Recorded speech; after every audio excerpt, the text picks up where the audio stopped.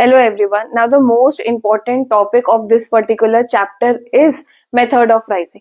इस पे सबसे ज्यादा क्वेश्चन आते हैं इस पर्टिकुलर चैप्टर पर कि मेथड्स क्या है, तरीका क्या है, टाइप्स क्या है। मेथड्स को हम और चीज को क्या बोलते हैं, टाइप्स क्या होते हैं।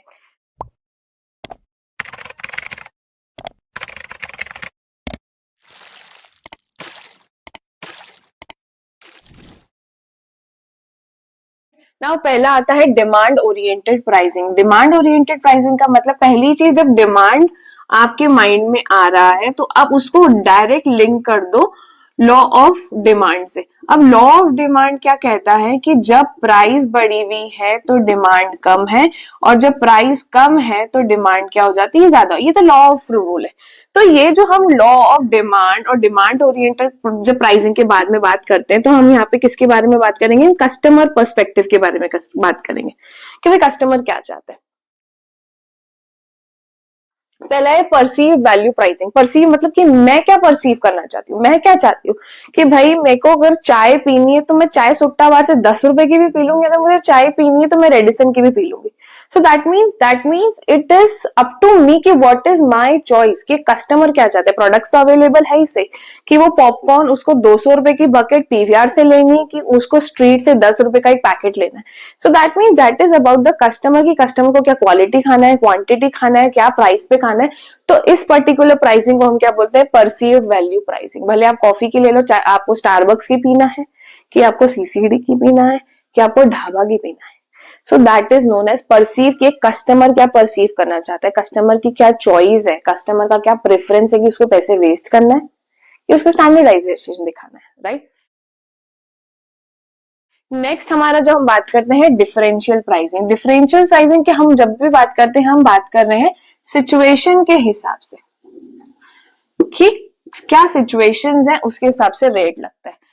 When you talk about, the first point is time of purchase. When you talk about time of purchase, that means we are talking about the situations in which the customer is purchasing the product.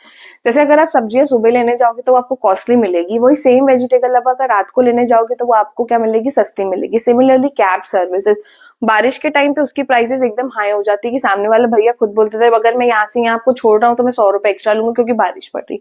So that means that brings a situation of purchasing the product or a services. Next हम बात करते हैं location. Location में क्या फर्क पड़ जाता है कि जैसे आपको सेम चीज, फॉर एग्जांपल अगर हम टेम्पल में जा रहे हैं, कहीं पे हम ट्रैकिंग में जा रहे हैं, तो आपने देखा होगा, हिमालय में देखा होगा, कश्मीर में देखा होगा कि 10 रुपए की मैगी भी वो है ना 60-70 रुपए में बेच रहे हैं। वही सेम चीज हमें कहीं पे भी हम लोग एक ढाबा पे गए तो हमको 20-30 रुपए देने पड़ेंगे। That depends upon the location, क्योंकि कस्टमर की नीड्स बढ़ जाती है वहां पे, क्योंकि वहां पे नहीं है, क्योंकि वो चीजें शॉर्टेज है। Along with that next example I can give you is about jeans. अगर आप इंदौर से कोई ब्रांडेड जीन्स ले रहे हैं, लिवाइस की ले रहे हैं, मुफ्ती की ले रहे हैं, वो आपको 3,000-2,000 की पड़ेगी। सेम चीज अगर आप हैदराबाद से ले रहे हैं, पुणे से ले रहे हैं, तो आपको वो सेम पर्टिकुलर जीन्स कितने की पड़ेगी, 6,000 की भी पड़ सकती है, 5,000 की भी पड़ सकती है। नेक्स्ट है प्रोडक्ट वर्जन। प्रोडक्ट वर्जन के अंदर ही में मैंने लिखा है शैम्पू एज एग्जाम्पल लिखा है। सैशे की प्राइस अलग होगी, बॉटल की प्राइसेस अलग होगी, 1 लीटर की प्राइसेस अलग होगी, जिसमें कस्टमर को बेनिफिट मिलता है। सिमिलरली एक और एग्जाम्पल देना चाहूंगी, अगर आप 10 चॉकलेट लोगे 10 रुपए की तो आपको 100 रुपए की पड़ेगी, बट आप उसी चॉकलेट का अगर बहुत ही ब्यूटीफुल बुके बनाओगे तो उसकी प्राइस आपको 200-250 रुपए की भी पड़ सकती है, बट आपको मिलेगा क्या, 10 चॉकलेट मिलेगी। सो दैट इज वो प्रोडक्ट का वर्जन आप कैसा परचेस कर रहे हो। अगेन मैं बोलूंगी कस्टमर का परसेप्शन क्या है यहाँ पर। नेक्स्ट है द कस्टमर। कस्टमर मतलब उसकी चॉइस, कि भाई उसको पिक्चर देखनी है।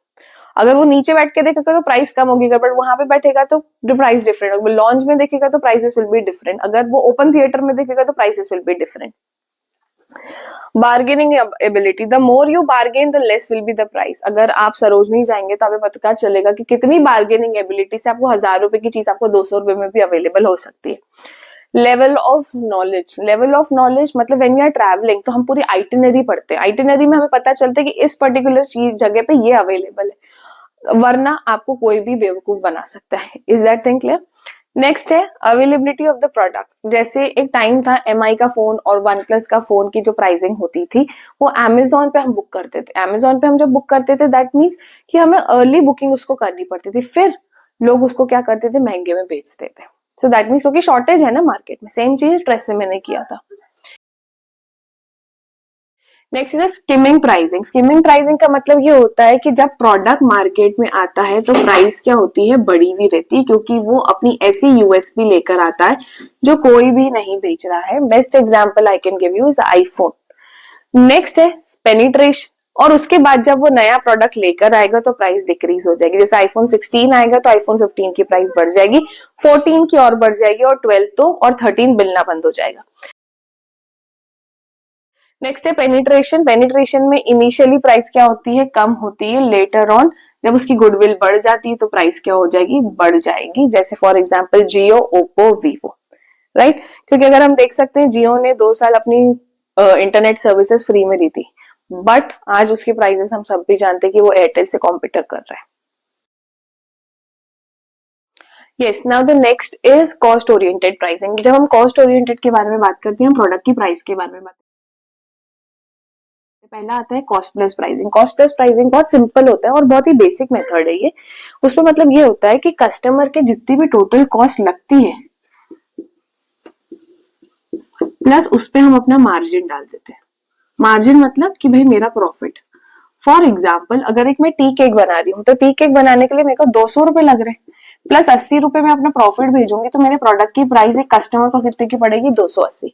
तो ये टाइप ऑफ प्राइसिंग को क्या बोलते हैं, कॉस्ट प्लस प्राइसिंग। कि मैंने अपनी कॉस्ट जितनी भी लगाई है, मेरा टोटल कॉस्ट, मेरा रॉ मटेरियल, मेरा मैन्युफैक्चरिंग कॉस्ट, जितने भी मेरे एक्सपेंसेस लगे, प्लस मैं उसमें अपनी मेहनत अपना प्रॉफिट ऐड करूंगी, तो उस पर्टिकुलर प्राइसिंग को हम क्या बोलते हैं, कॉस्ट प्लस प्राइसिंग। ये जो हम प्राइसिंग के बारे में बात करते हैं वो मैन्युफैक्चरिंग पॉइंट ऑफ व्यू से बात करते हैं कि भाई मैन्युफैक्चर अगर वो सिंगल ही बेच रहा है, मतलब मेरा डायरेक्ट चैनल है कि भाई मेरा उसमें होलसेलर रिटेलर कोई भी नहीं है, मेरे को अपने कस्टमर को डायरेक्टली देना है, तो वो ऐसे बिजनेस होते हैं जो कस्टमर से डायरेक्टली कॉन्टैक्ट करते हैं। अब नेक्स्ट होता है मार्कअप। मार्कअप का यहाँ पे मतलब होता है मार्जिन। मार्जिन हम किसको देते हैं, हमारे होलसेलर को देते हैं, रिटेलर को देते हैं, क्योंकि हमारा प्रोडक्ट वो आगे और बेचेंगे। जैसे फॉर एग्जांपल अगर मेरे को बालाजी चिप्स बेचनी है तो पहले मैं घर घर जाके तो नहीं भेजूंगी या अपनी दुकान खोल के तो नहीं बेचूंगी, मेरे को तो अपना जो बिजनेस है और एक्सपांड करना है, मुझे तो पूरे इंडिया में करना है, सारे स्टेट्स में सप्लाई करना है।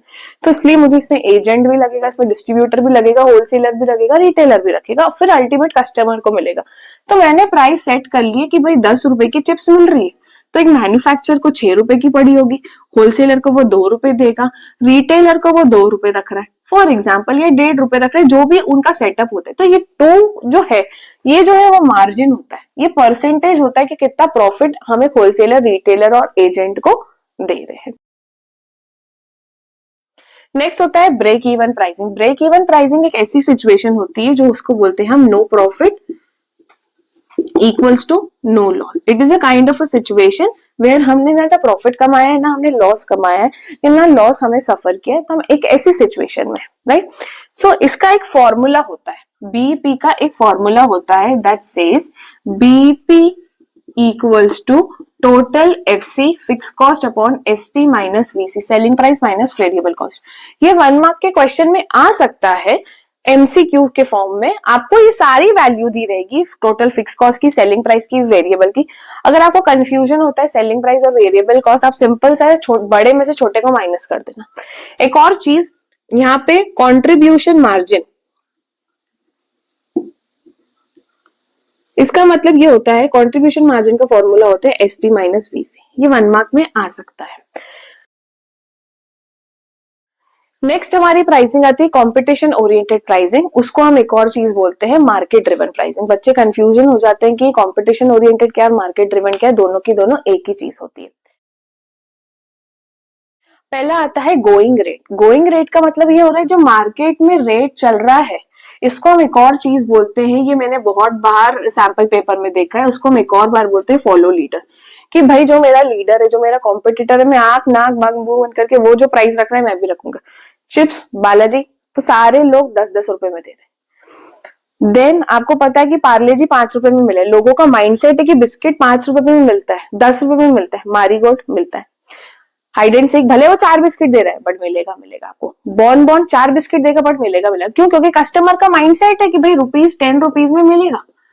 चॉकलेट 5 या 10 रुपए की, सारे जितने भी ब्रांड है 5 और 6 रुपए में देंगे या 10 रुपए में देंगे। क्यों? क्योंकि वो फॉलो कर रहे हैं अपने लीडर को।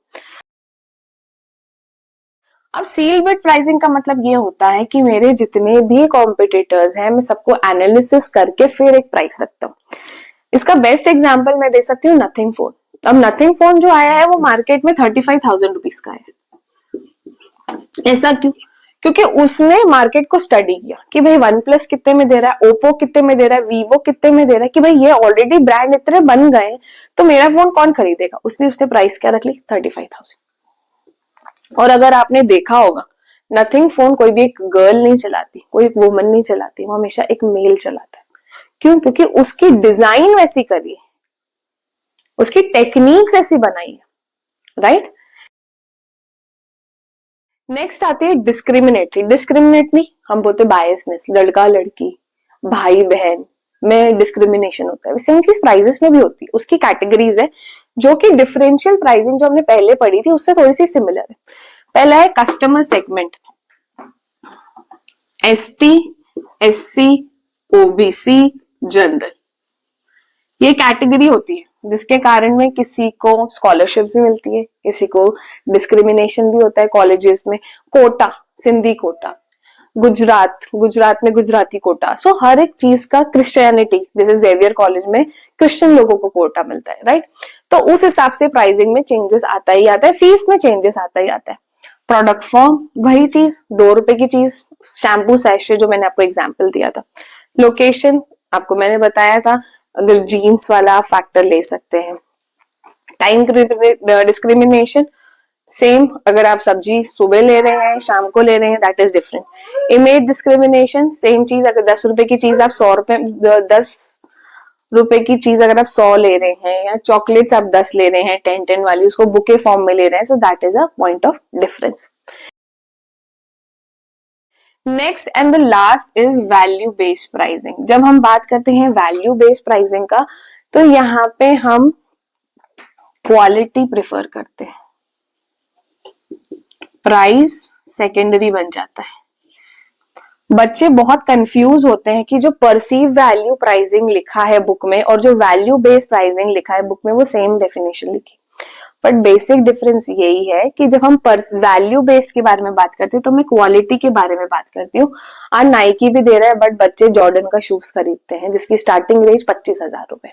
फॉरेस्ट एसेंशियल हो गया, आप लोगों का एथनिक खादीग्राम उद्योग हो गया, तो ये सब ब्रांड्स है जिसकी आप क्वालिटी, कोच के बारे में बात करूं, LV के बैग्स के बारे में बात करूं, डियोर की परफ्यूम के बारे में बात करूं, आप प्रोडक्ट की वैल्यू परचेज कर रहे हैं, राइट।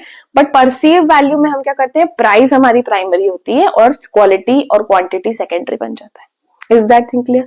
ये हमारे 4 बेसिक टाइप्स थे। इसके बाद मेजर प्राइसिंग स्ट्रैटेजी है, वो मैं आपको इसी पार्ट में इंक्लूडेड रहेगा, but in a short period of a time you will be getting to know that. Thank you.